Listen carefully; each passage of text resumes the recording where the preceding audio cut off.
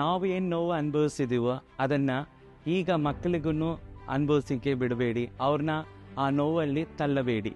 ಈಗ ನಮ್ಮಂಗೆ ಡಿಫ್ರೆಂಟಾಗಿ ಕಾಣೋ ಮಕ್ಕಳನ್ನ ಅವ್ರನ್ನ ನೀವು ಡಿಫ್ರೆನ್ಷಿಯೇಟ್ ಮಾಡಬೇಡಿ.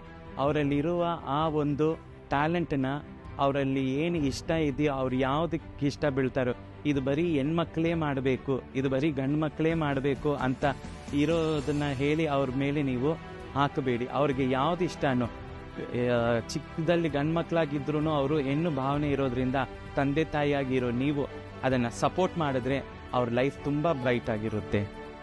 ನಮ್ಮ ಕರ್ನಾಟಕ ರಾಜ್ಯ ಸರ್ಕಾರದಲ್ಲಿ ಟ್ರಾನ್ಸ್ಜೆಂಡರ್ ಸರ್ವೆ ನಡೀತಿದೆ. ದಯವಿಟ್ಟು ಎಲ್ಲರೂ ಅದರಲ್ಲಿ ಭಾಗವಹಿಸಿರಿ.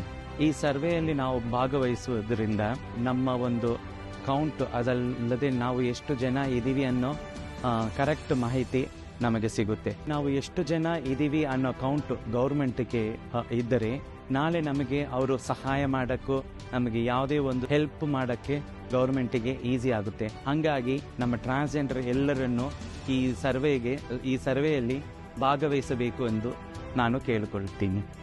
ಸೆಪ್ಟೆಂಬರ್ 15, 2025ರಂದು ಲಿಂಗತ್ವ ಅಲ್ಪಸಂಖ್ಯಾತ ಸಮುದಾಯದವರ ಮೂಲ ಹಂತದ ಸಮೀಕ್ಷೆ ಆರಂಭವಾಗಲಿದೆ. ಸಮೀಕ್ಷೆಗಾಗಿ ತಮಗೆ ಸಮೀಪವಿರುವ ತಾಲೂಕು ಆಸ್ಪತ್ರೆ ಅಥವಾ ಜಿಲ್ಲಾಸ್ಪತ್ರೆಗಳಿಗೆ ಭೇಟಿ ನೀಡಿ.